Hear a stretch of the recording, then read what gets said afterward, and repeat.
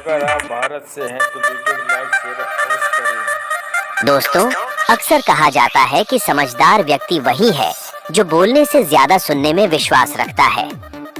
मौन रहना एक कला है और यकीन मानिए, यह जितना आसान सुनने और पढ़ने में लगता है, उतना ही ज्यादा कठिन काम है जो हर कोई नहीं कर पाता। चुप रहने के कई नुकसान हैं, लेकिन सही जगह चुप रहने के कुछ ऐसे फायदे भी हैं जिन्हें जानना उन लोगों के लिए तो बहुत आवश्यक है जो अक्सर हर जगह बोलने या जवाब देने की आदत रखते हैं। चाणक्य नीति में जीवन को सफल और सुखी बनाने के लिए कई बातों का जिक्र किया गया है। आचार्य चाणक्य ने ऐसे 10 जगहों के बारे में बताया है जहां हमें हमेशा खामोश रहना चाहिए। चाणक्य बताते हैं कि इन स्थानों पर चुप बैठने वाला व्यक्ति जीवन भर सुखी रहता है।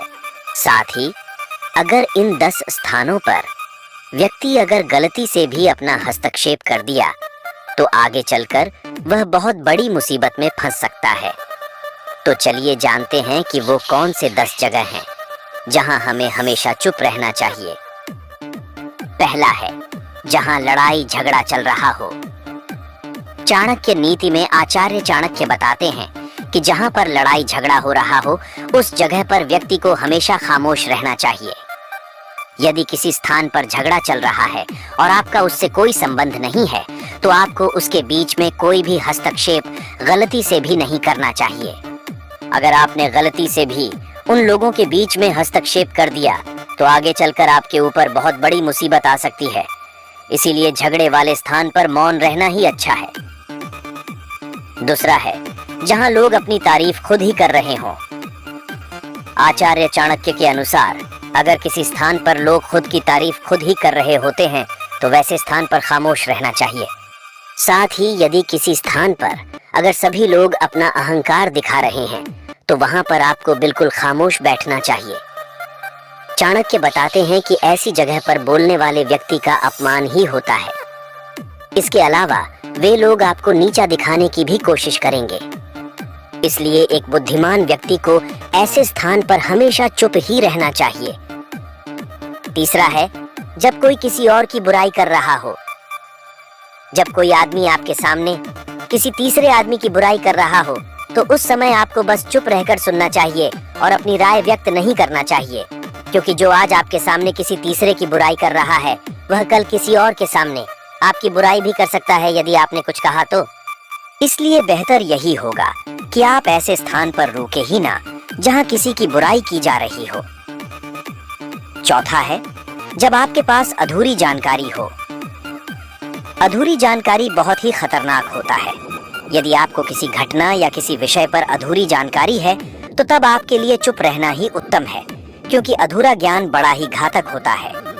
यह आपको हंसी का पात्र भी बना सकता है या किसी मुसीबत में भी डाल सकता है, या फिर आपके दिए गए अधूरे ज्ञान से दूसरे को हानि भी हो सकता है। इसलिए आपको किसी दूसरे को सलाह या ज्ञान तभी देना चाहिए जब आपको उस चीज के बारे में पूरी जानकारी हो। पांचवा है जब सामने वाला व्यक्ति आपकी भावना ना समझ रहा हो। जब आपको यह ज्ञान हो जाए कि सामने वाला व्यक्ति न तो आपकी भावना का सम्मान कर रहा है और न ही वह आपकी बात को समझ पा रहा है, तो ऐसी स्थिति में आपको स्वयं शांत और चुप हो जाना चाहिए, क्योंकि ऐसे लोगों को आपकी भावना या दुख से कोई मतलब नहीं होता है। ऐसे लोगों को अपना राज बताकर आपको पछताना ही पड़ेगा। हिंदी में एक कहावत है कि भैंस के सामने बीन नहीं बजानी चाहिए। इस समय आपको इस कहावत पर गौर करना चाहिए, ताकि ना तो आपकी एनर्जी वेस्ट हो और ना ही आपको बेवकूफ समझा जाए। छठा है जब कोई इंसान अपना दुख व्यक्त कर रहा हो। यदि कोई इंसान अपने दुख या परेशानी के बारे में आपको बता रहा है तो इसका मतलब यह कि वह आप पर भरोसा करता है और आपको अपना समझ रहा है।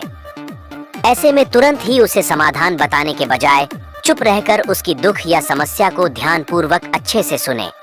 उसके बाद अगर आपने कभी अपने जिंदगी में वैसी परिस्थिति का सामना किया हो और आपको यह पता हो कि ऐसी परिस्थिति में क्या करना सही होगा, तभी जाकर ही आप उसको उसके परेशानी अनुसार समाधान दें।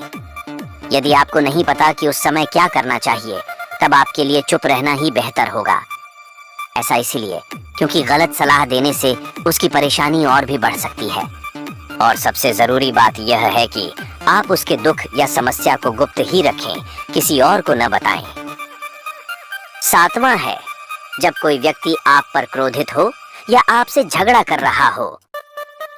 जब आपका कोई करीबी व्यक्ति आपसे झगड़ा कर रहा हो या किसी बात पर आपसे क्रोधित हो, तो तब उसके सामने आपका चुप रहना ही समझदारी भरा कदम होगा, क्योंकि जब व्यक्ति गुस्सा कर रहा होता है तब उसका अपने मन पर नियंत्रण नहीं रहता। ऐसी परिस्थिति में उनके क्रोध की अग्नि में अगर आप भी कूद पड़ेंगे या उनसे झगड़ा करने लगेंगे, तो जो बात कल सुलझ सकती थी वह और भी ज्यादा बिगड़ती चली जाएगी।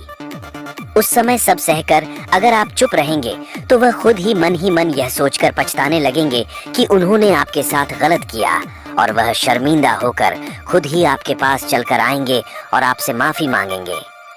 क्रोधी व्यक्ति के साथ बहस करना आग में घी डालने जैसा ही होता है। इससे उसके क्रोध की आग और भड़केगी और आपको ही उसका खामियाजा भुगतना पड़ेगा। 8वां है, जब किसी मुद्दे से आपका कोई संबंध न हो।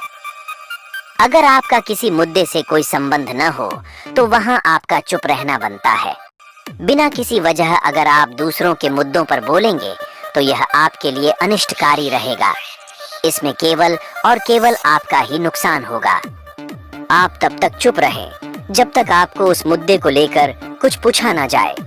इसके अलावा अगर आपको उस मुद्दे के बारे में कोई स्पष्ट जानकारी नहीं है तो तब भी आप चुप रहें।